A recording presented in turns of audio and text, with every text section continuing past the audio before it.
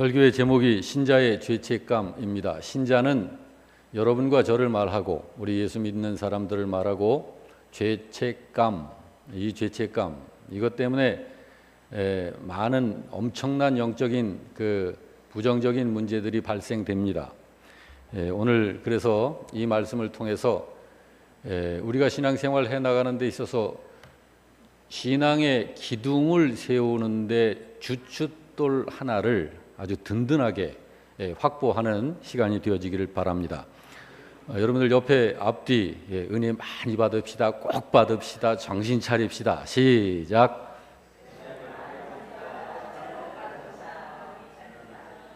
제가 얼떨결에 이렇게 하니까 얼떨결에 여러분들이 못하시죠? 다시 한번 은혜 많이 받읍시다. 꼭 받읍시다. 그 다음 뭐 했었죠? 정신 차립시다. 시작.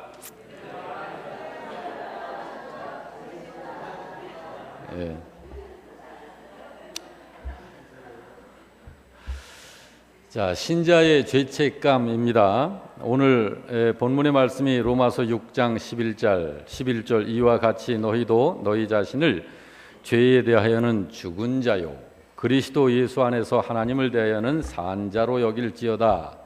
이 말씀을 통해서 은혜를 나누고자 합니다. 성경을 한 구절 더 소개해 드리고자 하는데 같이 읽어봅니다. 아무것도 염려하지 말고 다만 모든 일에 기도와 간구로 너희 구할 것을 감사함으로 하나님께 아뢰라. 그리하면 그리스도 예수 안에서 너희 마음과 생각을 지키시리라. 여러분, 우리들의 마음을 내가 지킵니까? 내가 지켜 살려고 하니까 이상해진 거예요. 하나님이 지켜주셔야 됩니다. 자, 이게 무슨 말씀이냐면 신자가 믿음 안에서 기도하면 하나님께서 마음과 생각을 지켜주셔서 평안하게 하신다는 말씀입니다.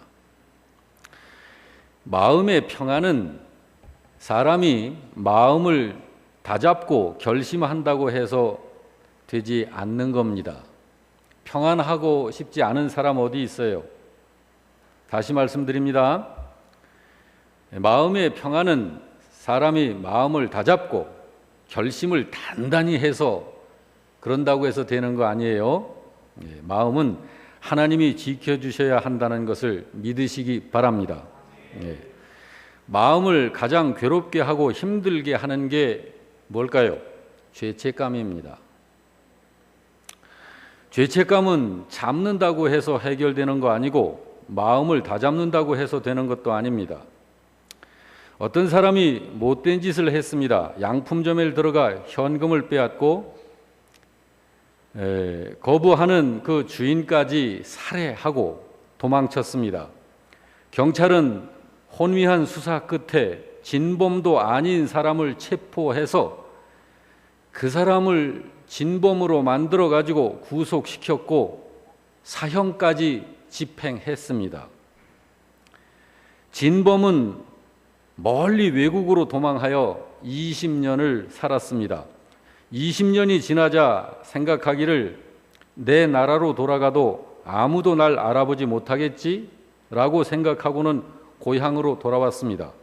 그리고는 이름도 바꾸고 외모도 많이 변해서 그를 알아보거나 의심하는 사람은 한 명도 없었습니다. 이제는 안전한 것입니다. 그러던 어느 날 그가 백화점 앞을 지나가는데 갑자기 호루라기 소리가 들리면서 강도야 저놈 잡아라 하는 소리에 순간 자기도 모르게 발이 땅바닥에 달라붙고 온몸이 덜덜 떨려 옴짝달싹을 하지를 못하는 자신을 보게 됩니다. 그게 죄책감이에요. 죄책감이 그런 것입니다. 아무도 몰라도 스스로 괴로운 거예요. 그리고 혼자로 끝나는 것 아닙니다. 반드시 거기에 대한 대가가 있습니다. 오늘 본문의 말씀을 다시 한 번 더 읽어볼까요? 다 같이. 이와 같이 너희도 너희 자신을 죄에 대하여는 죽은 자요 그리스도 예수 안에서 하나님을 대하여는 산자로 여길지어다. 하나님께서 이 말씀을 왜 하신 걸까요? 그것은 구원받은 신자들 마음속에 있는 죄책감을 다루도록 하시기 위해서 이 말씀을 하신 것입니다. 곧 신자 자신을 죄에 대하여는 죽은 자로 여기고 그리스도 예수 안에서 하나님을 대하여는 산 자로 여겨야 한다라는 겁니다. 왜 그럴까요? 그렇게 해야 하는 이유, 보기를 제가 드리겠습니다. 그냥 별 이유는 없다. 두 번째 보기, 그게 좋으니까 그렇게 하라는 것 같다. 세 번째 보기, 그렇지 않으면 안 되는 어떤 이유가 있기 때문이 아닐까? 네 번째, 뭘 골치 아프게 그런 것까지 생각하나?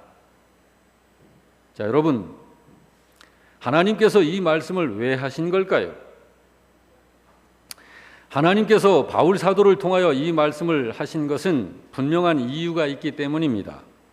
그래서 4절부터 봐야 합니다. 4절부터 시작. 우리가 그의 죽으심과 합하여 세례를 받음으로 그와 함께 장사되었나니 이는 아버지의 영광으로 말미암아 그리스도를 죽은 자 가운데서 살리심과 같이 우리로 또한 새 생명 가운데서 행하게 하려 함이라 라고 하죠. 여기 우리가 그의 죽으심과 합하여 세례를 받음으로 그와 함께 장사되었다 라고 했는데 이건 무슨 말이에요? 이 말은 우리는 그리스도와 함께 무덤에 묻혔던 사람이다 라는 거예요. 어떻게 해서 우리가 그렇게 그랬던 사람이라는 거예요? 세례가 그걸 의미하는 것이다 라는 거예요. 그런데 세례는 세례인데 무슨 세례예요? 그리스도이신 예수님의 죽으심과 합하여 받은 세례라고 그러죠. 하나님께서 신자를 세례받게 하신 이유가 무엇 때문이라고 그래요? 이는 아버지의 영광으로 말미암아 그리스도를 죽은 자 가운데서 살리심과 같이 우리로 또한 새 생명 가운데서 행하게 하기 위함이다 라고 하죠. 다시 말해서 하나님께서 예수님을 부활시키심과 같이 신자를 다시 살려내셔가지고 그 생명으로 살도록 하시려고 하나님께서 그렇게 하신 것이다 라는 겁니다. 그러니까 어떤 신자가 부활한 신자인지 아닌지가 이 세상에서 어떻게 증명된다고 그래요? 새 생명 가운데서 행하는 것, 그것이 그 증거다라는 말씀이에요. 그렇습니다. 우리는, 여러분과 저는 영적으로 부활한 사람입니다. 믿으시면 아멘 하시기 바랍니다. 부활은 이 육신의 부활을 말하는 거 아니냐고요? 육신의 부활 맞습니다. 부활은 두 가지예요. 영혼의 부활, 육신의 부활. 예수 그리스도를 주님으로 영접한 자는 영생을 얻었나니 죽었던 영혼이 예수 그리스도를 영접함으로 예수님을 영접할 때, 거듭날 때 하나님께서 믿음 안에서 주시는 그리스도의 생명, 영원한 생명을 그때 주신 것입니다. 그러므로 예수님을 믿고 있는 신자는 영생을 가진 거예요. 본래 나의 속사람은 아담 이후 죽었었던 영혼인데, 생명이 없는 영혼인데, 목숨으로 사는 존재에 불과한데 하늘의 그 영원한 생명을 선물로 받은 거예요. 그것을 영적 부활이라 합니다. 여러분과 저는 영적으로 부활한 사람입니다. 그리고 그 증거가 뭐냐? 새 생명 가운데서 행하고 있는 것이 그 증거다 라고 지금 이 말씀이 이야기하는 거예요. 그런데 이런 사실을 알지 못하는 신자들이 있습니다. 그래서 5절을 이야기한 거예요. 다 같이 시작. 만일 우리가 그의 죽으심과 같은 모양으로 연합한 자가 되었으면 또한 그의 부활과 같은 모양으로 연합한 자도 되리라. 이 말씀을 통해 아직 영적 부활의 사실을 알지 못하는 신자들은 바르게 알아야 할 것입니다. 곧 우리가 세례를 받은 것은 그리스도이신 예수님의 죽으심과 합하여졌다는 사실을 의미하는 것이며, 하나님께서 신자로 하여금 그 세례를 받게 하신 이유는 새 생명 가운데서 행하게 하기 위함이라는 것이며, 그래서 어떤 신자가 새 생명 가운데서 행한다면 그는 예수님의 부활과 같은 모양으로 부활하게 될 자인 것이다 라는 것을 알게 되는 것입니다. 할렐루야. 자, 이제 6절 7절을 보겠습니다. 시작.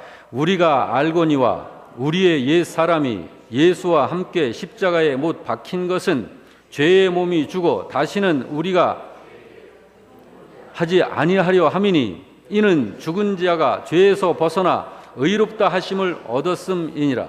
이 말씀은 하나님께서 예수 그리스도의 죽으심을 통해 여러분과 저를 구원해내신 이유를 말씀하신 것입니다. 곧 예수님의 십자가의 죽으심의 이유가 뭐라고 그래요?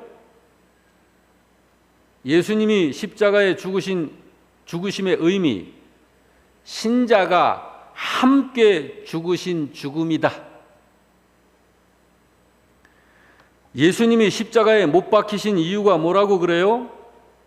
우리 신자들로 하여금 다시는 죄에게 종노릇하지 아니하도록 하려고 라고 그러잖아요. 그렇게 신자가 죄에게 종노릇하지 않고 살 수 있는 이유이기도 하고, 또 신자가 다시는 죄에게 종노릇하지 않고 살아야 하는 이유가 뭐라고 그래요? 7절에서 그 이유를 말씀합니다. 뭐라고 그래요? 7절만 시작. 이는 죽은 자가 죄에서 벗어나 의롭다 하심을 얻었기 때문이다. 여러분이 그런 분들입니다. 얻어야 할 사람이 아니라 이미 얻은 사람이에요. 여러분 안에 그게 있다고요. 이제는 8절에서 10절을 봅니다. 시작. 만일 우리가 그리스도와 함께 죽었으면 또한 그와 함께 살 줄을 믿노니, 이는 그리스도께서 죽은 자 가운데서 살아나셨음에 다시 죽지 아니하고 사망이 다시 그를 주장하지 못할 줄을 알미로라. 그가 죽으심은 죄에 대하여 단번에 죽으심이요 그가 살아나심은 하나님께 대하여 살아 계심이라. 이 말씀은 우리 신자로 하여금 확신을 갖도록 하기 위해 설명하신 말씀입니다. 묻겠습니다. 여러분은 그리스도와 함께 죽었음을 믿습니까? 여러분은 그리스도와 함께 죽었기 때문에 또한 그와 함께 살 줄도 믿습니까? 어떻게 해서 우리가 그런 확신을 할 수 있어요? 어떻게 해서? 그걸 9절이 말씀하고 있잖아요. 다 같이 시작. 이는 그리스도께서 죽은 자 가운데서 살아나셨음에 다시 죽지 아니하시고 사망이 다시 그를 주장하지 못할 줄을 아는 것이다. 부활하신 그리스도를 보고 안다. 10절도 이렇게 말씀하잖아요. 다 같이. 그가 죽으심은 죄에 대하여 단번에 죽으심이요 그가 살아나심은 하나님께 대하여 살아나심이니 라고. 그렇기 때문에 11절 시작. 이와 같이 너희도 너희 자신을 죄에 대하여는 죽은 자요 그리스도 예수 안에서 하나님께 대하여는 살아있는 자로 여겨라. 여기라는 게 뭐예요? 이제는 산 자로 취급해라 그 말이야.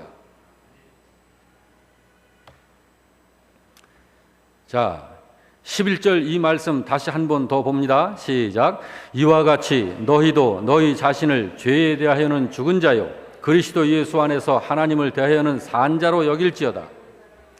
이제 이 말씀을 전체적인 믿음 안에서 생각해 보겠습니다.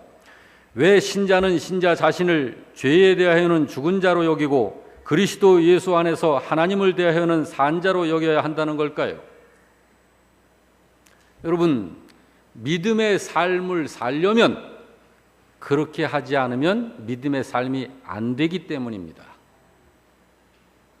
구원받은 자로서의 삶을 살려면, 거룩한 삶을 살려면, 하나님의 자녀로서 하나님의 자녀답게 살려면, 천국 백성으로서의 삶을 살려면, 승리의 삶을 원한다면 그렇게 해야 한다는 거예요. 다시 말해서 그래야만 믿음의 삶을 살게 되는 거예요. 그래야만 구원받은 자로서의 삶이 나오는 거예요. 그래야만 거룩한 삶을 살게 되는 것입니다. 여러분이요, 사람에게서 특히 신자의 죄에 대한 입장은 매우 중요한 문제입니다.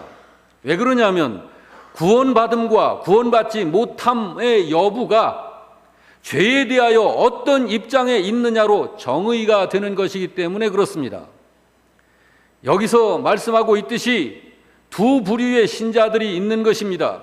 사람 얘기하는 게 아니라 신자를 말해요. 신자들 중에는 아직 죄에 대하여 죽지 못한 신자가 있고 이미 죄에 대하여 죽은 분들이 있는 거예요. 다른 말로 말하면 구원받은 사람은 죄에 대하여 죽어 있기 때문에 더 이상 죄가 그에게 죄값을 요구할 수 없고 그래서 죄로부터 자유하지만, 구원받지 못한 사람은 죄에 대하여 살아있기 때문에 결국 그 죄에서 해방되지 못하여 그는 죄값이 그대로 적용되어 사망하고 멸망을 받게 되는 것입니다. 그러므로 여러분, 부디 오늘의 말씀 속에서 구원받은 성도 여러분들은 자신의 실제 정체성을 확인하게 되는 시간이 되기를 바라고, 아직 구원받지 못한 분들은 죄와 사망의 문제로부터 완전히 해방받게 되는 하늘의 복이 임하게 되기를 바라는 것입니다. 이것을 분명히 하기 위하여 본문의 말씀을 한 번 더 보시길 바랍니다. 11절 시작. 이와 같이 너희도 너희 자신을 죄에 대하여는 죽은 자요 그리스도 예수 안에서 하나님을 대하여는 산 자로 여길지어다. 누가 누구를 어떻게 여기라는 건가요? 신자 자기 자신을 죄에 대하여는 죽은 자로 여기고 하나님을 대하여는 산 자로 여겨야 된다는 거예요. 누구에게 이 말씀을 한 거죠? 예수를 주님으로 믿는 모든 신자들에게 이 말씀을 하신 거예요. 그러니까 그 당시에는 로마 교회 신자들에게 이 말씀을 한 것이고 지금은 여러분과 저에게 이 말씀을 하신 것입니다. 이 말씀을 하시는 분이 누구예요? 하나님께서. 이 말씀을 하나님께서 주신 방법은 바울 사도를 통하여 하나님께서 이 말씀을 하신 거예요. 왜 이 말씀을 하신 걸까요? 신자들 중에는 과거의 죄와 현재의 죄로부터 완전히 해방되어 신자로서 권세 있게 사는 분들도 있지만, 많은 신자분들이 신자이면서도 예수님을 믿는다고 하면서도 믿은 지 오래되었음에도 불구하고 죄책감에 시달리는 분들이 있기 때문입니다. 그래서 하나님께서 바울 사도를 통하여 이 말씀을 하고 계신 거예요. 신자에게 죄책감은 영적인 질병이고 신앙의 질병입니다. 얼마나 많은 신자들이 죄책감에 괴롭힘을 당하는지 모릅니다. 믿음을 병들게 합니다. 하나님과의 관계에 지장을 가져옵니다. 오스트로네시아 사람 중에 데오도링이란 유명한 왕이 있었습니다. 그는 30여 년 동안 나라를 잘 다스렸어요. 그래서 여러 면에서 좋은 왕이라는, 성군이라는 평판을 듣고 있었습니다. 그런데 그 말년에 신하 두 사람을 억울하게 죽입니다. 한 사람 이름은 보에디스오스라는 사람이고 또 한 사람은 디메커스라고 하는 사람인데 목을 매달아 참혹하게 사형을 시켰습니다. 그런지 얼마 후에 왕은 자기가 실수했다는 것을 알게 됩니다. 그땐 그 신하들이 대역죄인인 줄 알고 죽이는 게 마땅하다 하며 분노와 혈기로 죽였는데 나중에 알고 보니 그 신하들이 억울하게 처형됐다라는 걸 알게 된 거예요. 그때부터 왕은 양심이 괴롭고 마음이 힘들고 두려웠기 시작한 것입니다. 어느 날 저녁 궁중 요리사가 생선을 가지고 특별히 맛있는 음식을 준비했고 왕이 식탁에 앉아 젓가락을 들었는데 생선의 빨간 눈알이 마치 자기가 죽인 신하의 눈알로 보이는 거예요.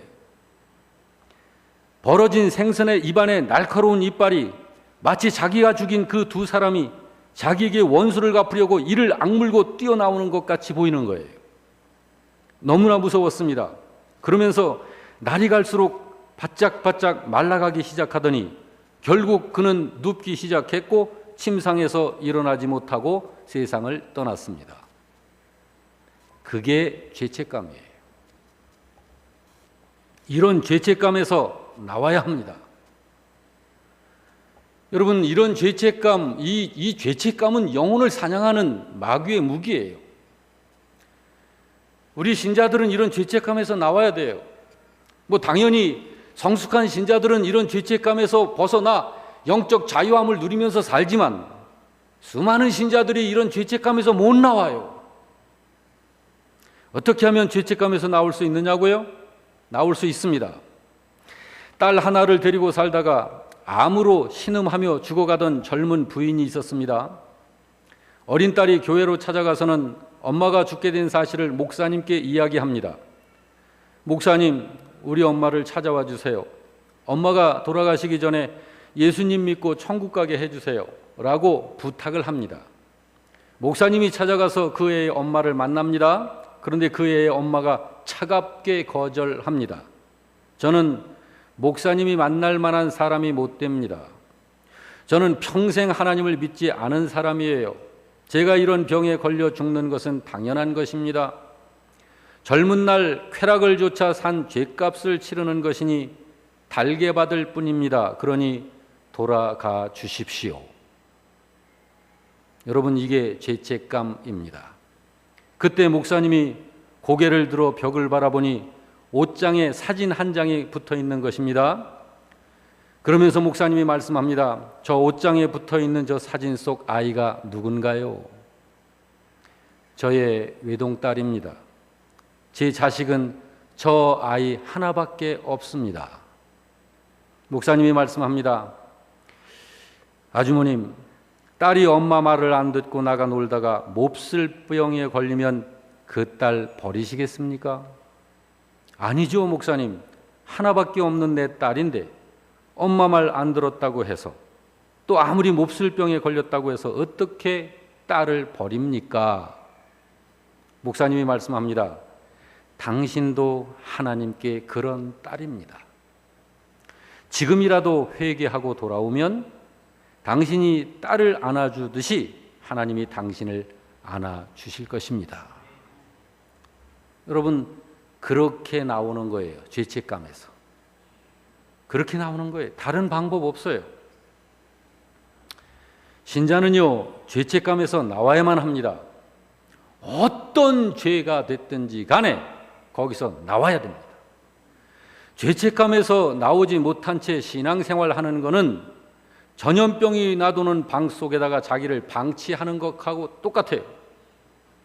죄책감이 드는 것은 들고 싶어서 드는 게 아닙니다. 지난날 제대로 살지 못했기 때문에 생기는 거예요. 다시 말해서 정직하게 살지 못했기 때문이고, 더 바르게 믿음으로 서지 못했기 때문에 생기는 것이고, 더 하나님 중심으로 살지 못했기 때문에 죄책감이 생기는 거예요. 죄책감 속에 있으면 안 됩니다. 거기서 나와야 합니다. 어떻게 해야 하느냐 하면 하나님을 바라봐야 합니다. 죄인 되어 있는 나에 대한 하나님의 마음을 알고 하나님을 바라봐야 돼요. 다시 말해서 십자가를 봐야 합니다. 우리의 죄를 대신 짊어지신 예수님을 바라봐야 됩니다. 그래서 하나님이 우리들에게 쏟으신 그 하나님의 사랑을 생각하고 그 사랑을 알아야 돼요. 하나님이 우리를 위해서 행하신 일들을 알고 믿을 수 있어야 돼요. 하나님의 아들이신 예수님을 통해 우리를 대신하게 하신 그 하나님의 사랑과 그 하나님의 은혜 말합니다. 그러면 하나님의 은혜가 그의 가슴 속에 임하여 죄책감이 밀려나는 거예요. 항상 우리 믿는 신자들에 대한 하나님의 마음이 있습니다. 여러분과 저에 대한 하나님의 마음이 어떤 것인가 한번 볼까요? 시작. 여호와의 말씀이니라. 너희를 향한 나의 생각을 내가 아나니 평안이요 재앙이 아니니라. 너희에게 미래와 희망을 주는 것이 하나님의 마음이에요. 모든 이 지구상의 모든 택함 받은 자들에 대한 하나님의 마음이 이 마음이에요. 한 노인이 평생 예수 믿지 않고 살다가 60살이 넘어 죽을 병에 걸렸습니다. 평생 죄만 짓고 살아온 대가로구나 생각을 하는데 죽는다는 것이 두렵고 무서웠습니다. 죽은 후에 어떻게 될까 너무너무 걱정이 되고 무서웠습니다. 그런데 교회를 다녀온 겨우 그를 깨우친 어린 손녀딸이 더듬더듬 저 한편 구석에서 성경을 읽습니다. 그 귀여운 손녀딸이 성경을 읽는데 이 말씀을 읽고 있는 거예요. 그 아들 예수의 피가 우리를 모든 죄에서 깨끗하게 하실 것이요 라고는 이런 말씀이 나오는 거예요. 할아버지의 귀에 들립니다. 노인이 말합니다. 얘야, 그거 다시 읽어봐. 다시 읽었습니다. 그런 말씀이 거기 정말 있니? 예, 할아버지 여기 있어요. 한 번 더 읽어봐. 손녀딸이 다시 읽습니다. 그 아들의 피가 우리를 모든 죄에서 깨끗하게 하실 것이요. 그랬더니 이번에는 얘야 이리 온. 내 손가락을 그 성경 말씀 그 위에 얹어두련. 그래서 그 말씀에 할아버지 손가락을 이렇게 갖다 대드렸습니다. 그런데 그 손가락을 할아버지가 그 말씀 있는 그 성경에 그대로 꽉 누른 채 한동안을 가만히 계시더니 눈에서 눈물이 주르륵 흐르면서 숨을 거두셨습니다. 여러분, 그 할아버지 구원 받았을까요? 못 받았을까요? 그렇게 나오는 거예요. 죄책감에서 그렇게 나오는 거예요. 오늘 본문의 말씀을 다시 한번 읽어볼까요? 시작. 이와 같이 너희도 너희 자신을 죄에 대하여는 죽은 자요 그리스도 예수 안에서 하나님을 대하여는 산 자로 여길지어다. 이 말씀은 신자들에게 신자인 것을 전제하고 하신 말씀입니다. 신자는 자신이 지은 죄에 대하여 그 죄의 세력에 눌리지 말고 그 죄에 지배당하지 말고 그 죄를 다스려 죄책감에 두려워하거나 두려워하지 말아라 라고 하는 거예요. 대상이 신자들이에요. 너희가 분명히 신자라면 죄에 대한 너희의 입장이 그렇게 해야 맞는 것이다 라는 이야기예요. 신자가 아닌 사람들은 그렇게 할 수 없고 그렇게 되어지지도 않는 것입니다. 여러분, 신자가 죄에 대한 분명한 믿음의 입장에 서지 못하게 되면 그가 아무리 신자라 해도 성장되질 않습니다. 자신을 거룩하게 할 수 없고 예수를 닮아갈 수도 없고 하나님의 성품에 참여할 수가 없는 것입니다. 여러분, 신자가 이 세상을 살 때 가장 중요한 본무가 무엇이라고 여러분은 알고 있습니까? 신자가 이 세상을 살 때 일생을 통해서 가장 중요한 신자로서의 본무, 그게 뭐라고 생각하십니까? 그것은 자신을 거룩하게 하는 일입니다. 신자의 이 세상에서의 본무가 뭐라고요? 자신을 거룩하게 하는 일. 그걸 다른 말로 얘기하면 예수 닮아가는 일, 하나님의 성품을 닮아가는 일이라고 하는 거예요. 바로 그것이 죄책감에서 벗어나지 못하고서는 되지가 않는 거예요. 그러니까 신자의 죄에 대한 입장이 성경에서 말씀하는 그 입장으로 확고하게 정립되지 않으면 그가 아무리 오래 믿은 신자라 할지라도 자신을 거룩하게 만들어 갈 수가 없는 거예요. 여러분, 거룩은 무엇과 상대적일까요? 죄와 상대적입니다. 죄책감은 신자의 죄 때문에 생겨나는 부정적 현상입니다. 그러므로 신자가 죄에 대하여 성경적인 이해가 확고하게 되지 않고서는 절대로 예수를 닮아갈 수가 없는 것이고 자신을 거룩하게 만들 수가 없는 거예요. 그러므로 신자는 죄에 대한 입장을 올바르게 반드시 바르게 정립해야만 하는 것이에요. 여러분, 죄책감과 관계해서 생각해 보시기 바랍니다.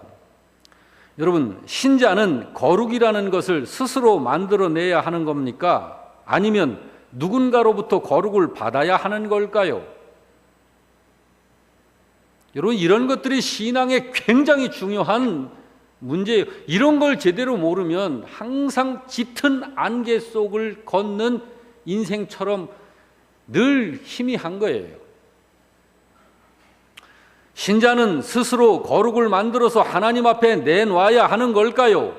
아니면 거룩이라는 것을 누군가로부터 받아가지고 그 거룩을 의지하여 하나님 앞에 서야 하는 걸까요?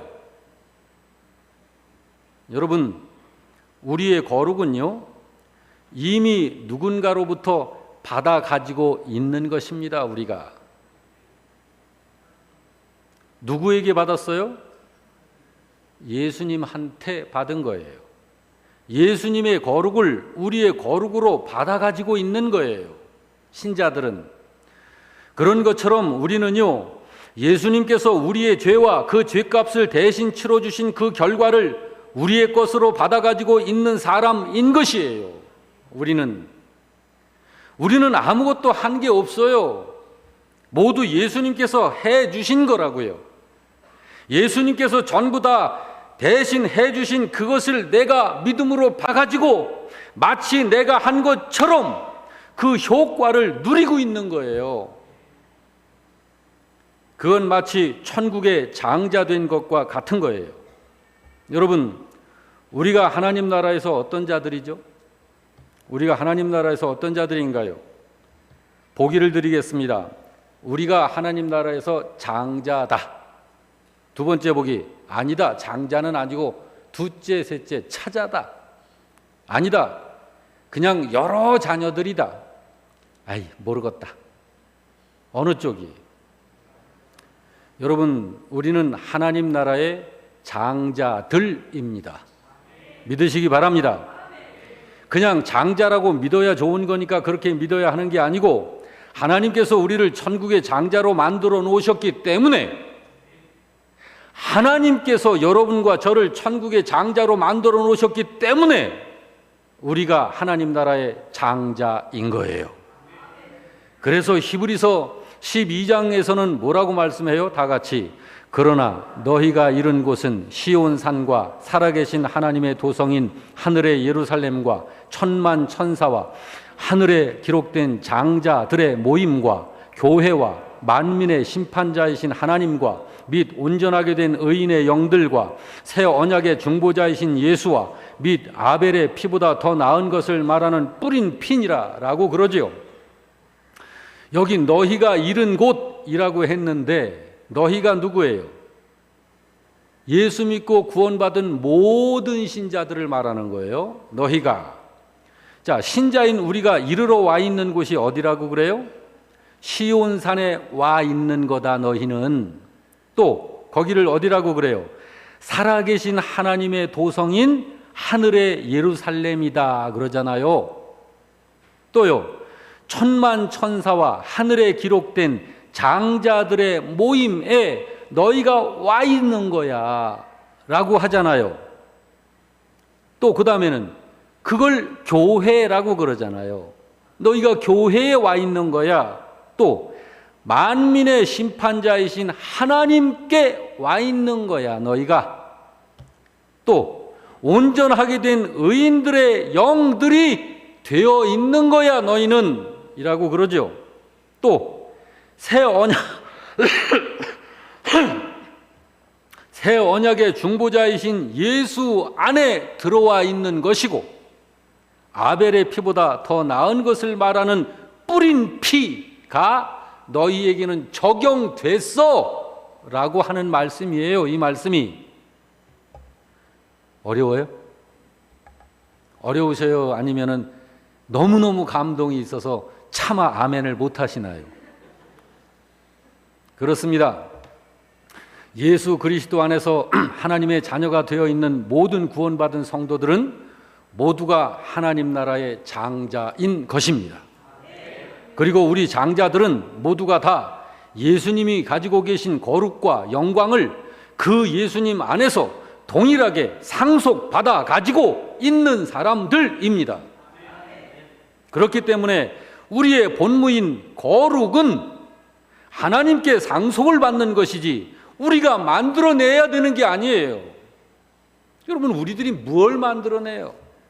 목사인 저도 아무리 제가 마음을 다잡고 제 마음을 다스리고 그렇게 해도요, 나도 모르게 이상한 생각들이 얼마나 많이 밀려 들어오는지 몰라요.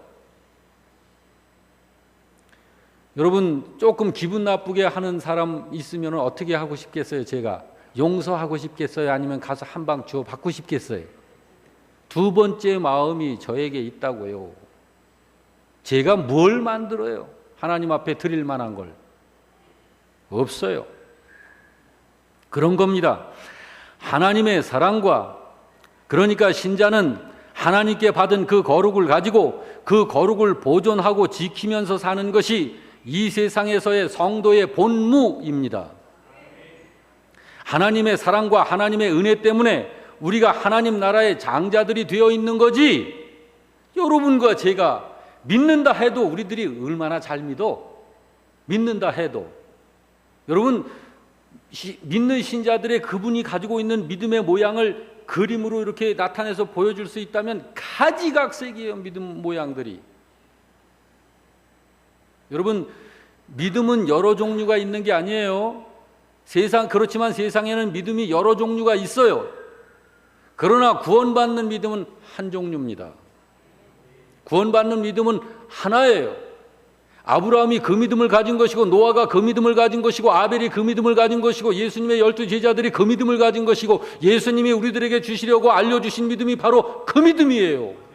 여러분과 제가 그 믿음을 가져야 구원받는 하늘의 믿음이 되는 거예요.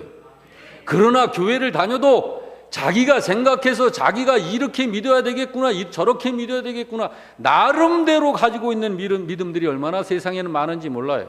가짜 믿음들. 그렇기 때문에 여러분, 신자가 바로 그걸 가지고 그걸 보존하고 지키며 사는 걸 성도의 본무인 자기를 거룩하게 하는 일이라고 하는 것입니다. 그게 우리의 실제이고 우리의 정체성인데, 왜 그렇게 은혜로 구원받고 예수님과 공동 상속자가 되어 있다는 사람들이 죄를 짓느냐 이 말이요. 신자라고 하면서 바울 사도는 이 말씀을 가라지들에게 하시는 게 아니에요. 진정으로 예수를 믿는다고 하는 신자들에게 하시는 거예요. 너희는 너희의 정체성을 분명히 알고 깨달아 믿는 자가 되라라는 거예요. 여러분, 생각해 보시기 바랍니다. 우리가 지금 예수 안에서 산다고 해도 우리가 여전히 죄와 상관 있는 사람들인 건가요? 자, 예수 안에 들어와 살고 있어요. 죄와 우리들과 상관 있어요? 아니잖아요. 우리는 죄하고는 이제 아무런 상관이 없는 사람이 되어 있는 거예요. 여러분, 오늘 본문에 뭐라고 그랬어요? 죄에 대하여는 죽은 자요, 하나님께 대하여 산 자가 된 거라고 그러잖아요. 여기 바울 사도가 그걸 선포하고 있는 거예요. 예수 안에 들어와 있는 사람들은 이제 죄와는 전혀 상관이 없는 자가 됐다라고 하는 것을 말하는 거예요. 본문이 그걸 말하는 거예요. 다시 한번 읽습니다. 여러분, 다시 한번 11절 시작. 이와 같이 너희도 너희 자신을 죄에 대하여는 죽은 자요 그리스도 예수 안에서 하나님께 대하여는 살아있는 자로 여길지어다. 그러므로 구원받은 신자 여러분은 죄가 여러분에게는 죄 되지 못하는 거예요. 여러분은 근본적인 성향이 바뀐 사람이 된 것이고, 여러분은 사람으로서의 본질이 예수님 때문에 새 사람으로 바뀐 사람들입니다. 그렇기 때문에 우리가 이렇게 하나님 나라를 위해서 살게 된 것이고, 하나님 나라를 소망하고 기대하면서 그 나라를 믿음으로 바라보면서 사는 사람이 된 것입니다. 성향적으로. 이걸 잘 구별하셔야 여러분이 그 쓸데없는 죄책감에서 벗어날 수가 있는 거예요. 여러분, 죄책감이 괜히 드는 거 아니잖아요. 죄를 지었기 때문에 드는데, 그 죄책감에서 벗어나질 못하면 항상 비겁하고 째째한 신앙생활을 할 수밖에 없다고요. 신자인데 왜 그렇게 위를 바라보지 않고 땅에 속한 것에 마음을 두고서 계속 죄를 짓느냐, 그 말이에요. 죄책감에서 벗어나지 못하는 신자이기 때문에 자꾸 그런 거 아닌가요? 그러므로 죄책감에서 벗어나는 믿음이어야 하는 거예요. 무슨 말이냐 하면, 구원받은 신자는 죄책감을 가질 수 있는 자리에서 벗어나 있는 것인데도 여전히 자기는 그 죄책감의 자리에 있는 것으로만 아는 거예요. 아니에요. 여러분은 이미 벗어나 있는 사람들인 것입니다.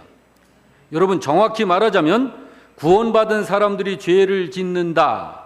구원받은 사람이 짓는 죄는 그것이 죄이기는 하지만 죄라고 하기보다는 육신의 습관이라고 부르는 것이 옳은 것입니다. 다시 말해서 구원받은 우리가 저지르는 그 더럽고 추악한 그 죄의 모양을 띤 그것들은 이제 죄라고 하지 않으시고 하나님께서 육신의 습관, 즉 몸의 행실이라고 하나님이 부르셔요. 그런 걸 한번 볼까요? 확인해 볼까요? 히브리서 10장입니다. 시작.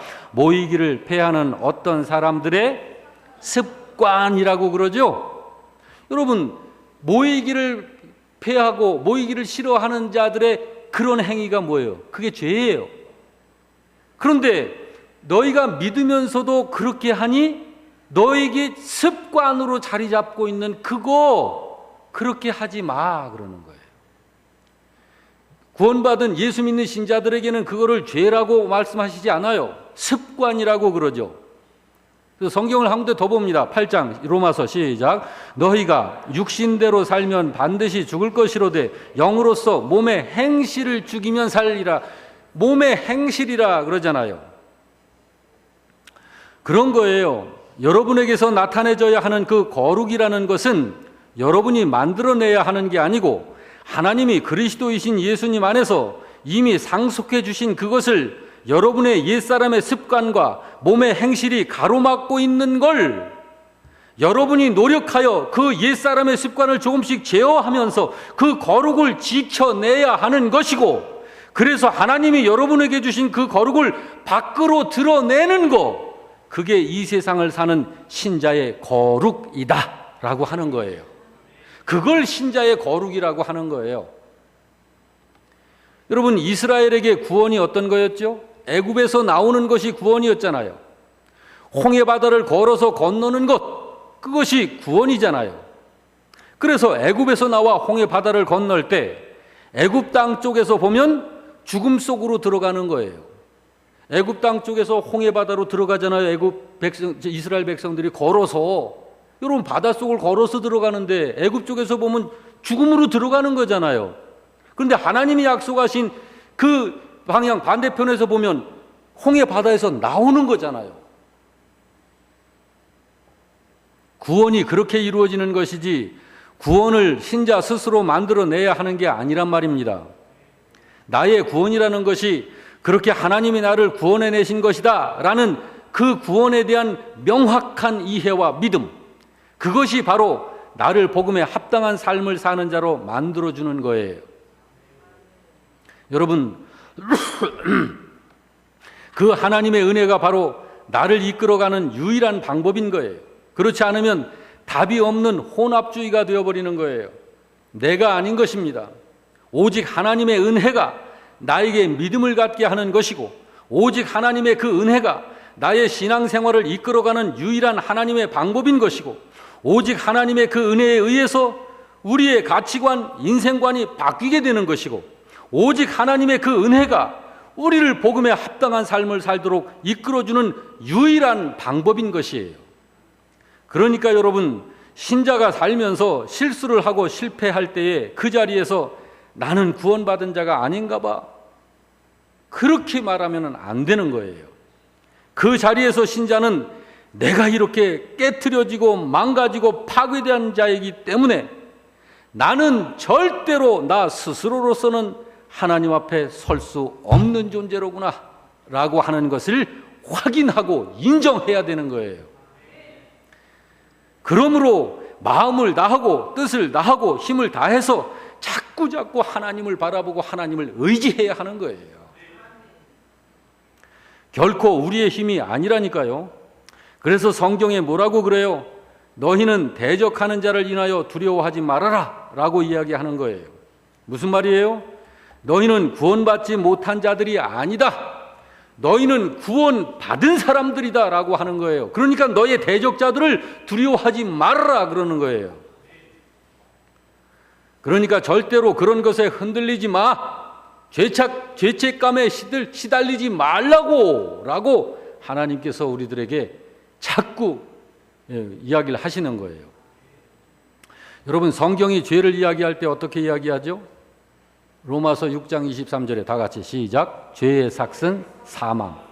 그런데 성경을 유의해서 보시기 바랍니다. 사망에 이르지 않는 죄가 있다고 그래요. 다 같이 시작. 모든 불의가 죄로 돼 사망에 이르지 아니하는 죄가 있도다 그러죠. 여러분, 어떤 죄가 사망에 이르지 않는 걸까요? 이거는 진정 구원받아 하나님의 왕자가 되고 하나님의 공주가 되어 있는 사람들의 죄는 사망에 이르지 않는 죄인 것입니다. 저와 여러분이 저지르는 죄는 사망에 이르지 않는 거예요. 왜 그럴까요? 그리스도이신 예수님이 그 일을 해내신 거잖아요. 그게 예수님의 공로 때문에 그렇게 된 거예요. 그런 거예요. 진정 구원받아 하나님의 자녀가 되어 있는 신자들에게서 나오는 죄들은 그저 실수인 것이고 습관인 것이지 그게 사망에 이르는 죄가 아닌 것입니다. 그렇기 때문에 신자는 죄책감에 시달릴 게 아니라 예수님께서 짊어지신 십자가를 바라보면서 모든 것에서 예수님을 닮아가야 하는 자가 되어야 하는 거예요. 성경은 이렇게 그러므로 말씀합니다. 다 같이 이와 같이 너희도 너희 자신을 죄에 대하여는 죽은 자요 그리스도 예수 안에서 하나님을 대하여는 산 자로 여길지어다 라고. 사랑하는 성도 여러분, 오늘 말씀은 너무너무 소중한, 귀중한, 항상 하나님의 말씀은 소중하지만 믿는 신자에게 있어서 이 신앙을 어떤 신앙으로 만들어지게 되느냐라고 하는 너무너무 중요한 말씀이 선포된 것입니다. 여러분, 이 죄책감 문제, 나는 죄 앞에서 어떤 자인가, 이 죄책감이 여러분들에게 있다면, 여러분 오늘의 이 말씀을 듣고서도 아직 그 자리에 계시다면 오늘의 이 말씀을 여러분은 홈페이지에 들어오셔서 2번, 5번, 10번, 100번이라도 다시 들으세요. 그리고 여러분 자신이 이 죄책감, 이 문제에서 완전히 벗어나 나와야 됩니다. 그러해야 여러분이 하나님의 자녀다운 그러한 사람, 경건하고 거룩한 정말 주님을 닮아가는 신자로서의 삶을 살 수 있습니다.